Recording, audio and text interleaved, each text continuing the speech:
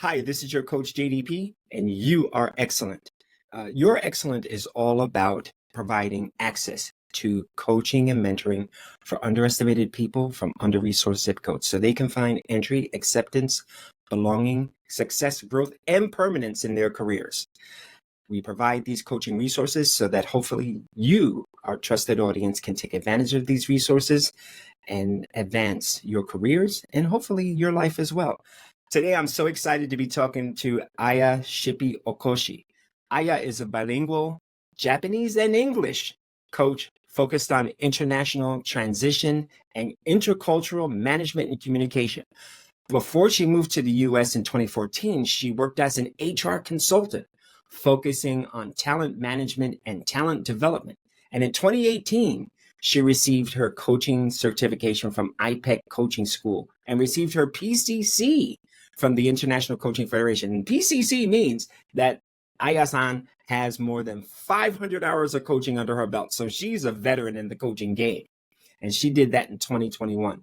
She currently serves clients who are in the process of international and some domestic relocation or transition, as well as leadership managing multicultural team. That's a mouthful. She's living with her husband and two teenage daughters. I can't believe she has teenage kids in New Jersey, and she loves to play tennis as well. And we'll get into all of that goodness. But first, welcome to You Are Excellent. Thank you very, very much for having me today. So I ran down your bio and I really killed it in not a good way. I'm just wondering if you could just take a minute and tell us a little bit about yourself. Okay, thank you very much. So I was born and raised in Japan and got married in Japan with my American husband, and then we had two kids. I was working mother, but I was happy, and it was busy, crazy lifestyle. However, I had my family and friends and colleagues, and everything worked well. But still some family opportunities came up, and we decided to relocate to the U.S., where my husband is from. I thought everything goes well. I could speak the language. I knew the area a little bit. So I didn't have any concern except our kids. So after we moved, I focused on my kids, helping them make sure that they were establishing a new life. And then everything went well until I realized that I left everything. I felt like I lost my identity. And I suffered a lot, probably way too long, until I realized that was my choice.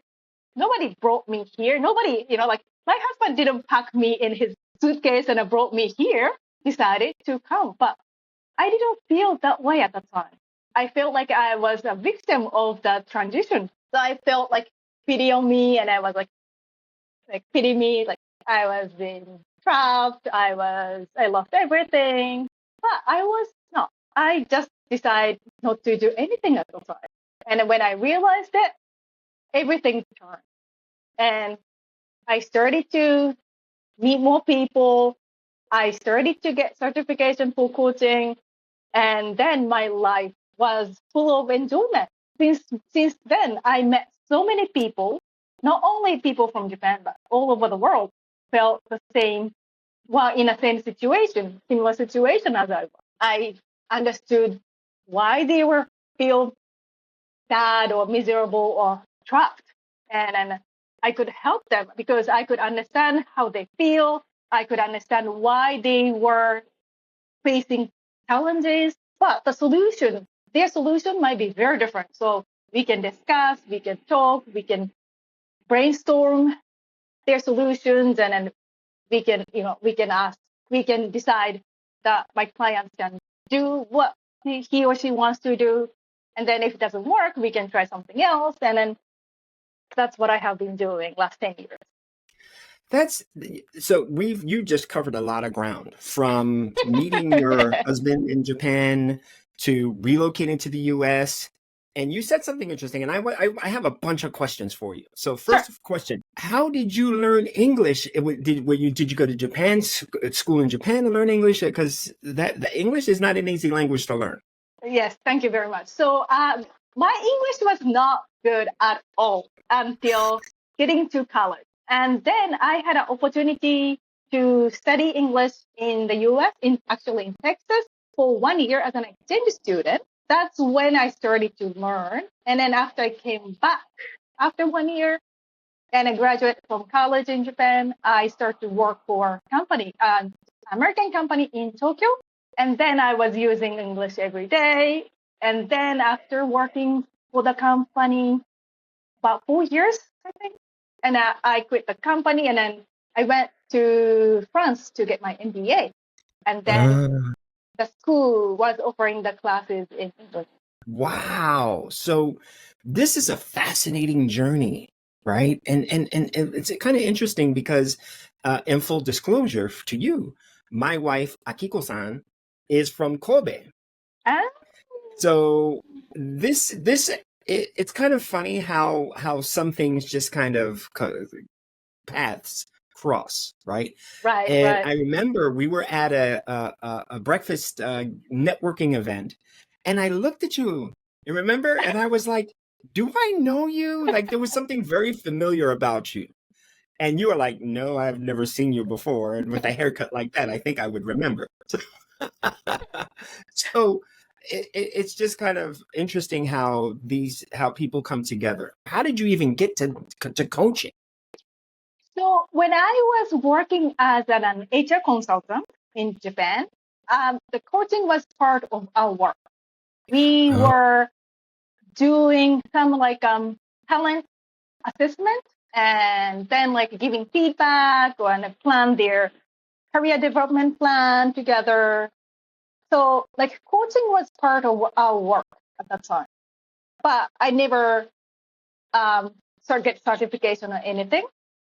And then I love the job. However, as a consultant, I could work with like thousands of clients and 1 year, a few years time. But most of them I don't see anymore after like 6 months or 1 year period. And I don't know how they are doing at all. However, I noticed with the coaching, I could work with one client multiple years. And then I can see them, see their growth and I work with them and walk all the challenges with them. As an HR consultant, I could influence like hundreds of people at one time, in 1 day maybe. However, impact might be very, very small. But with the coaching, maybe I can work only one person at a time. However, if my client wants to, is willing to, they can develop so much. The change is so significant. So I knew the impact of coaching.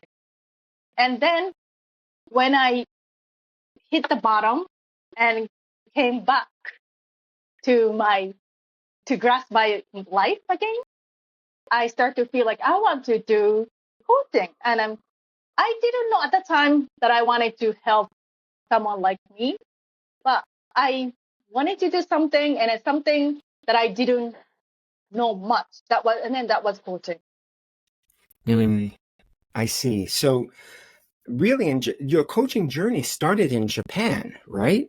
Yeah, yeah, Where it was part of kind of like your day-to-day job, right? right. But Hmm. there was what I'm hearing is that there was sort of like an element that was missing because they were pretty much, short-term to medium-term engagements, and then that's it. And then all of a sudden, Yeah, people just kind of yeah, go off, and you're like, "Gee, I wonder what happened to this guy or girl." yeah, yeah, yeah. Yeah. And now, here we are. You're in the States. Tell me a little bit about your practice's area of focus, and like Okay, who is your ideal client? okay, yes, thank you. So I am meeting some clients who are going to relocate to a new country or new area, or who moved to that new area, new country recently, and who have some concerns and worries, and who already feel like not being in their own life. Some people want to do something, but they don't know what is the thing. They can spend hours and hours and days to think, but they have a hard time finding what they want. So I can be their sounding board. I can be our thinking partner with them. If they want, I can suggest some like books or articles, or if they want, they can go through some like internet website and stuff. We meet again to discuss their learnings and discovery. Sometimes we go through their like values assessment, which we'll find out what their values are at the time, or basic values. So in this way, they have an opportunity to learn about themselves again, and then finding what they really want. That is one big area of my focus. And then the other one is leaders or managers of multicultural teams. Sometimes they're in the same location, but their team members are from all over the world. Or leaders and team members are spread all over the world. Can happen either way. So sometimes they have speaking different languages. They might be in a different time zones, but they have to work together. And how to manage those different expectations, different understanding is challenging. And then we can discuss and brainstorm and then try to see what kind of leaders they want to be can be the first step. And then we discuss and they will try to do some like new strategies, new tactics, and then they will bring me back the result, and then we will discuss again, and then like I will help those leaders to build their own team. Interesting. So you're talking about two things, right? You're talking about people who might be moving between countries, and then you're talking about leaders who might be navigating cultures, different cultures, right? Because if they have worldwide teams, that people might be in South America, the United States, Europe, Asia, etc.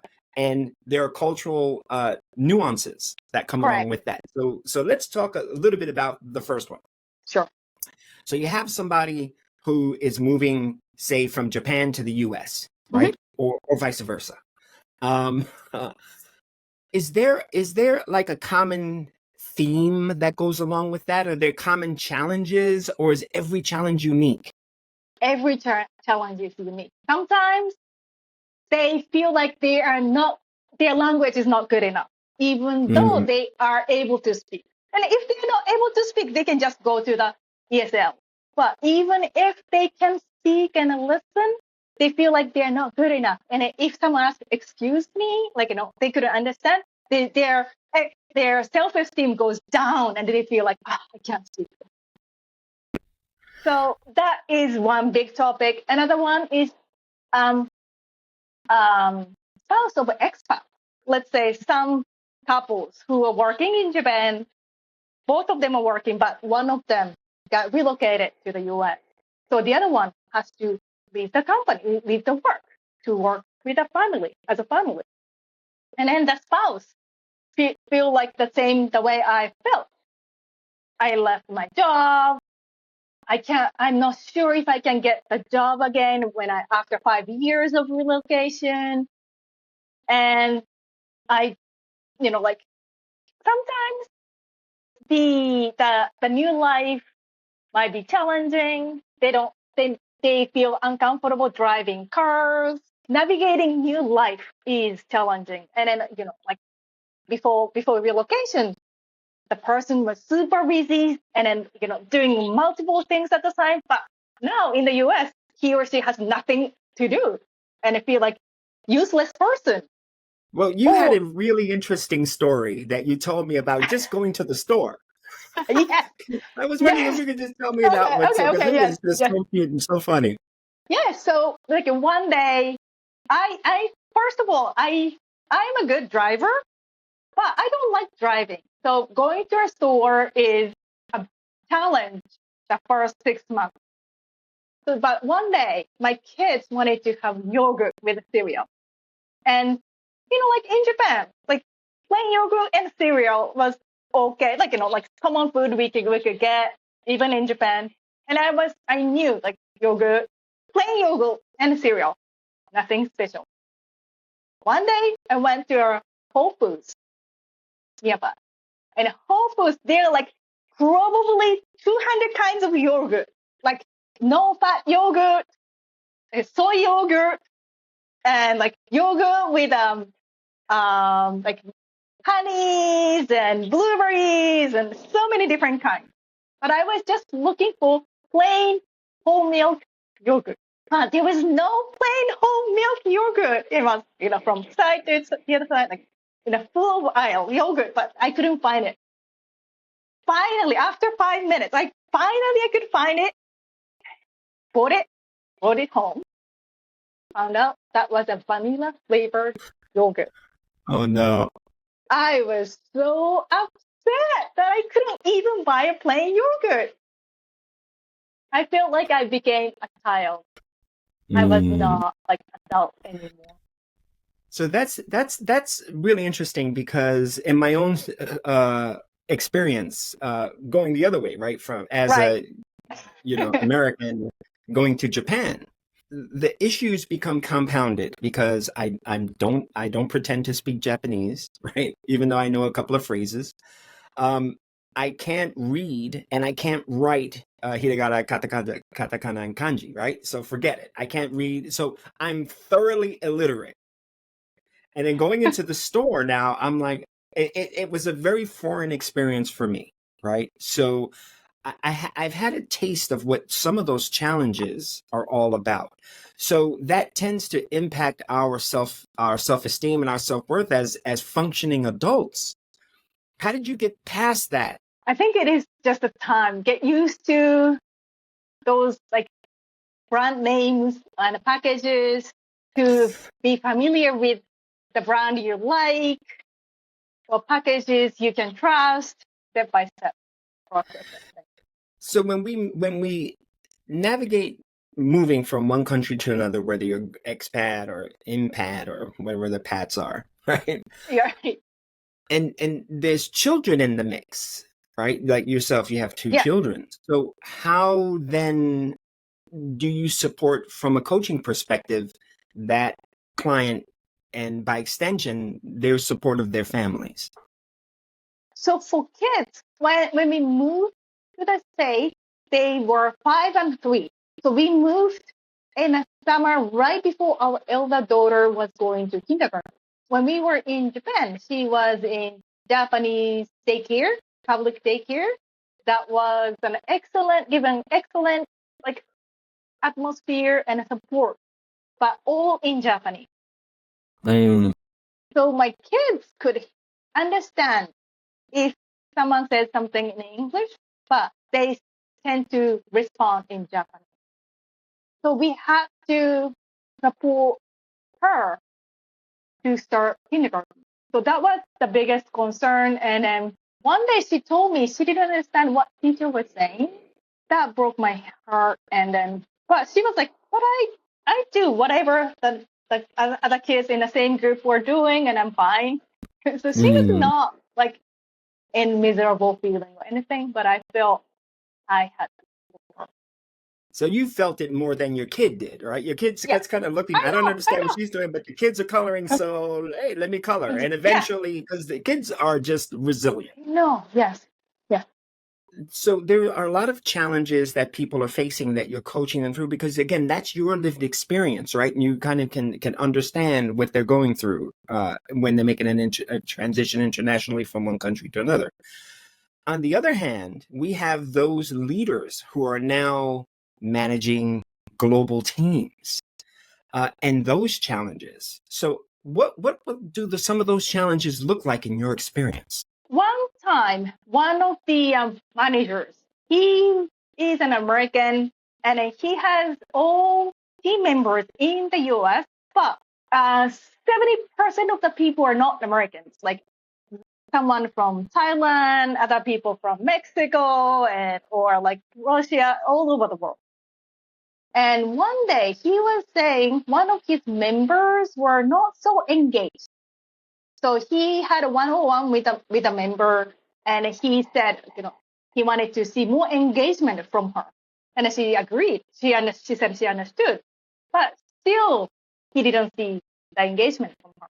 And then he was saying, what should I do? And I was like, so I asked the question, what does engagement look like to you? And then like he was explaining, engagement should be this, that, this, that. And then I asked, how do you know that engagement is shared with his member? And he was like, he thought in one word, engagement has the same image in everyone in a group, but probably not. He said he had to share the image of the engagement with her, and then he needs to ask her, what does engagement mean to her? What is the behavior engagement is involved? The week after he came back to me, and then he found out the idea of engagement between the two were completely different. So she felt she was engaging in her work, but from his perspective, she was not. And he was frustrated. And then after they shared their engagement, and his engagement, like description was shared, it took a little while, but still, little by little, she could do the perform and the way he was hoping for. So that was one big realization we had. Right. It's the definition, right, of just the simple word engagement. Exactly, We have an idea exactly. of what it is, right? We are engaging. Exactly. You are Yeah. now engaged. You're present and we're talking. But for other cultures, that might mean something else. Yes. And sometimes the level might be different. This is enough engagement for one person, but he might be expecting more. Interesting. Yeah. Yeah, I never thought of it that way. Yeah, because engagement could be like, from my particular perspective and cultural background, could be mean, okay, yeah, I'm acknowledging you. We're here. I'm engaged. Yes. But now engagement on the other side might be, asking questions, providing feedback, Exactly. active involvement. Yes. Yeah. Wow, that's fascinating. You're working with many international clients, right? Are they typically Americans? Are they from other cultures? That because I'm kind of interested in that. I have more Japanese clients because I am a Japanese, and then probably Japanese people would find me more than like non-Japanese people on the web. However, I have decent amount of Americans and some other nationalities, especially leaders side. And then I have worked with an American person who was going to Europe for his work. And then he traveled to like some areas in, I think, Canada or Mexico, but not to Europe. So he had so much concern, and then so like so many different kinds of people I work. So, do you find that your clients seek you out before, during, or after they kind of make their move? So the guy I just mentioned was before, and maybe not during. It is more like after they move, they start to settle in, and then they feel like, oh, I feel like I'm lost. Wait, happened. And so either before or after. One of the things that, because I have a Hispanic background, and sometimes we suffer in silence. Do you find that there's some resistance to coaching due to cultural expectations? Yes, I do feel that way, especially with the Japanese people. Some people have hard time to open up to someone they don't know well. So it takes a couple sessions to start to open up. And then some people feel uncomfortable. So I offer 3 sessions. First is experimental session or trial session, and to see if that works for him or her. Some people say oh, sorry, but it's not for me. I want something else. So, and it's very understandable. So for some people, so I'm not saying coaching is for everyone. Even after a couple of sessions, some people don't feel like they are comfortable to show their vulnerable side of themselves. And then that's very understandable. And they might, I really hope they can find something. Do you find that having that cultural aspect in common with your Japanese clients makes things easier or harder? Many Japanese clients say they prefer to be able to communicate in Japanese. It doesn't have to be like Japanese person, but to be able to be coached in the language they feel comfortable becomes the highest priority for many Japanese. We are talking about culture. We're talking about a lot of stuff, but at the core of coaching, you touched on something really important: is values, right? And you said that some people are moving from one country to another, and then they're kind of freaked out. And one of the first questions I think you said that you ask is, okay, so what's important to you? What are your values? Yeah. Can you talk to us a little bit about that? When I talk about values with my clients, I use a sheet of values, their list of the value words. And then I ask them to sort. First step is to sort something they don't care at all, and then something that sounds important and good for them. Because, and then the second step is to find the top 10 values they value most at this moment. Yeah. And then we discuss about it. But why? So there are 3 groups. One is not concerned at all, not important at all. And the second group is somehow important, but not right now. And then the last 10 is the most important. And for example, let's say when you're a teenager, probably friendship can be one of the 10s. But when you are in your 30s or 40s, when you have families and supporting family becomes important, probably friendship is still important, but not one of the 10. And then let's say someone who don't care about the fame to become famous. 10 years old, 20 years old, 50 years old, 100 years old, they don't care. So something doesn't care at this moment, probably you're not going to value it that much. For some people, it is very important. It's okay. But for me, if it is not important, it's not going to in my bucket in the future. So I don't care about it. So, but the rest, it changes. It depends on the situation. So finding out the top 10 at this moment, and then we value, we assess time to time is important. So if they want to, let's say, can find a job they want to have, change a career path, work on the top 10 values, and then ask what they want to have for the work, and then find out what is very important for them this moment, and then we can discuss what kind of path they can find. Values are critical, right? Because they help guide our decisions. Correct. Yeah.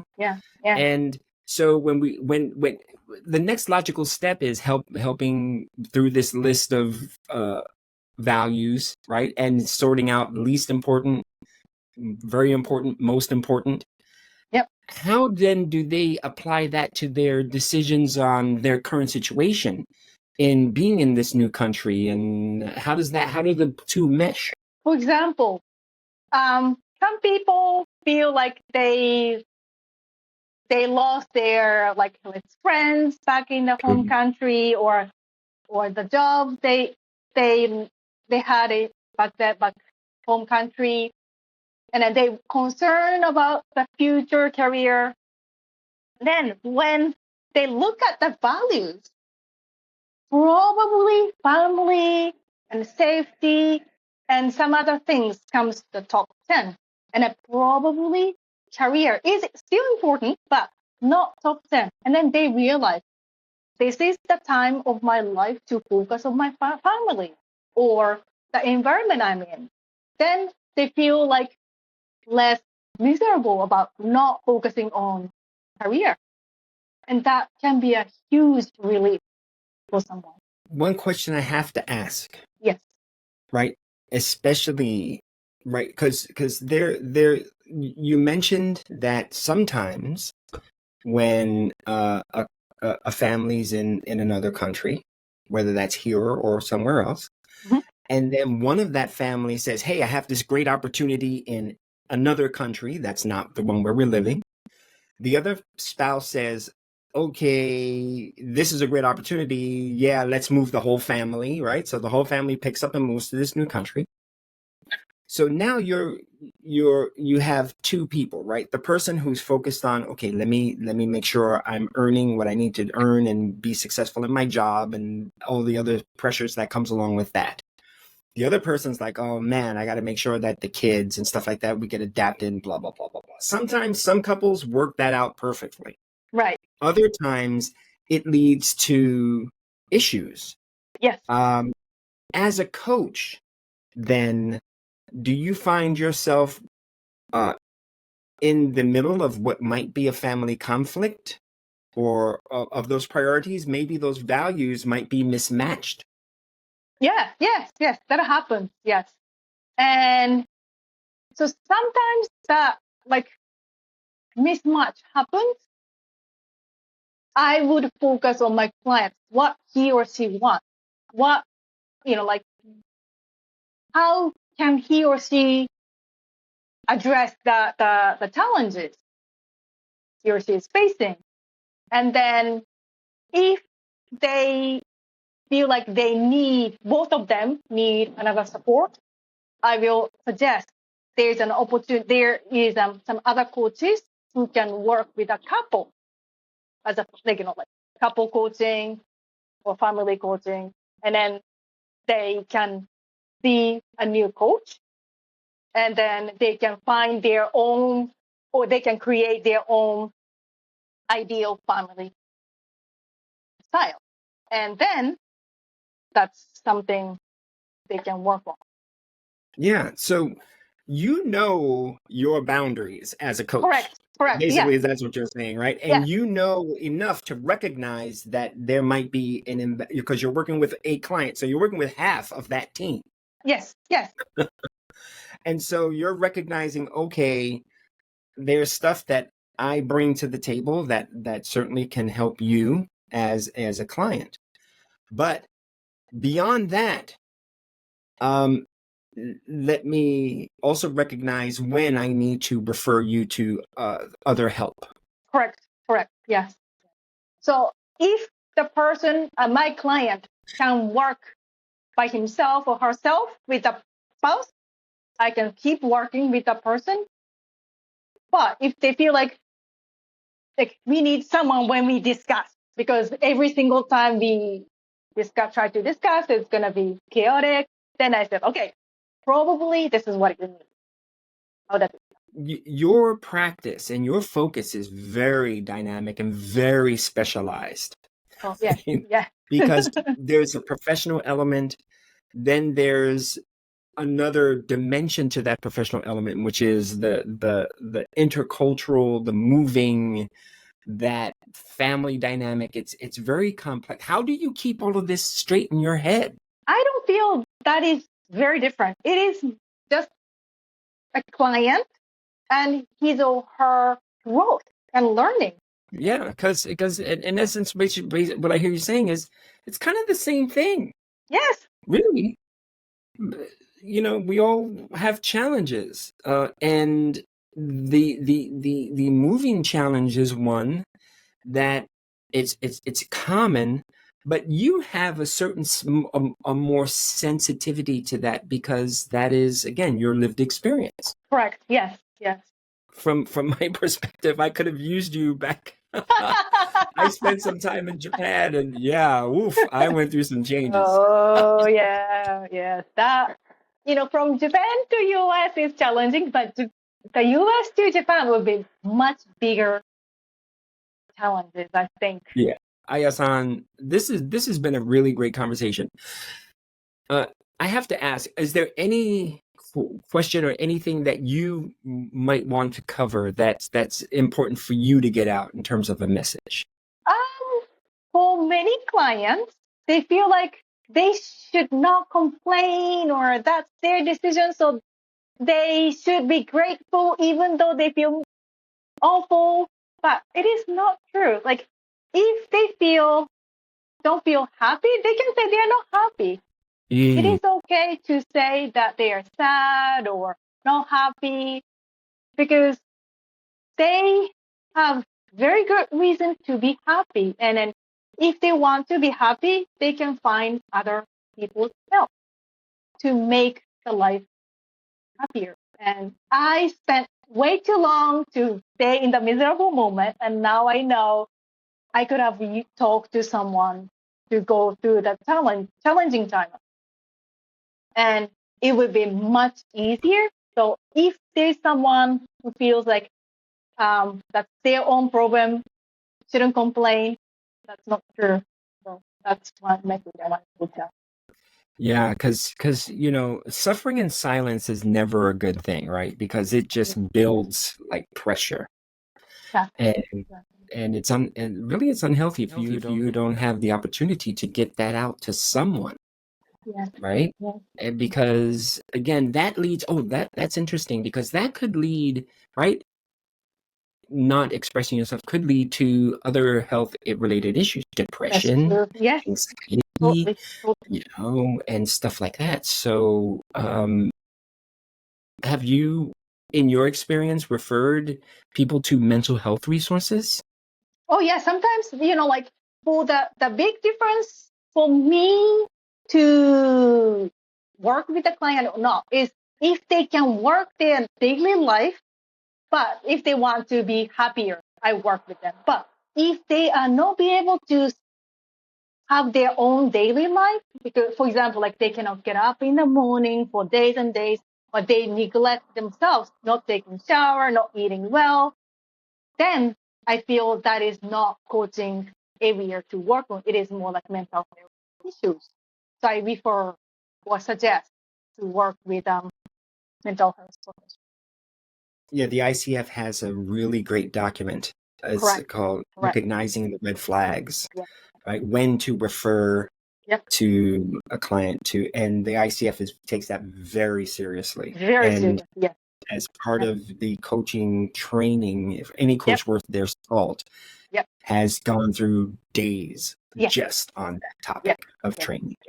Aya-san, I just want to ask you, how are you doing? Are you enjoying the conversation? Yes, thank you very much. As a coach, I am usually listener, but I feel like I'm talker today, and I'm talking a lot, and I'm enjoying it a lot. Thank you so much. And before we go, I have two requests. The first one is, do you have any parting words for our audience? Sure. So if you are either in transitioning or managing international teams, sometimes you feel like you are in a situation where you don't know where you can go, what you can do, but you feel like you should solve all the issues by yourself, or you should not complain that you are in a bad situation. But that is not true. If you feel like you are not happy, you can say you're not happy. you don't feel guilty or bad feel by feeling not happy. And when I relocated to the States, I was in a miserable situation for months and months. And I was there way too long. And feeling that was my decision. I shouldn't complain. There are so many people who are in worse situation than I was, so I shouldn't say anything to anyone. And that didn't help me. Now I know if I had someone to talk to, someone who could understand or listen to me, the situation would be much better in faster pace. So find someone you can trust and talk to that person. Oh, thank you for that. That was really inspiring. And the second question I have for you is, can you give a few parting words in Japanese to maybe somebody out there who from Japan who might be watching this? Sure. お願いします。はい、ありがとうございます。日本にいらっしゃって、これから海外に行く、あるいは日本からもどっかで海外にいらっしゃっている方は、本当に大変な時期を過ごしていらっしゃるかなと思います。ぜひ、誰かの助けを求めるということは弱いことではない、弱みを見せることではないので、ぜひ、誰かに話を聞いてというふうに手を伸ばしていただけたらなと思います。よろしくお願いします。ありがとうございました。ありがとうございます。Aya-san, this has been a real pleasure for us. I love the international flavor that you're bringing. Your story is so inspiring. And I know that this is, I think, the third time we're talking, but I feel like I've known you. You're so amazing. And I encourage any of my viewers who might be in a situation where they're either coming or going between countries or managing international teams. So look Aya-san up. Her information is in the description.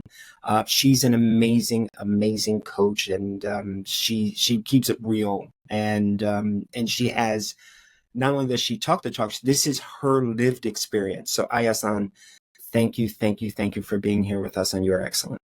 Thank you very much for having me. I enjoyed it very much. Guys, this is your coach JDP, and remember, you are excellent. We'll see you next time. Bye.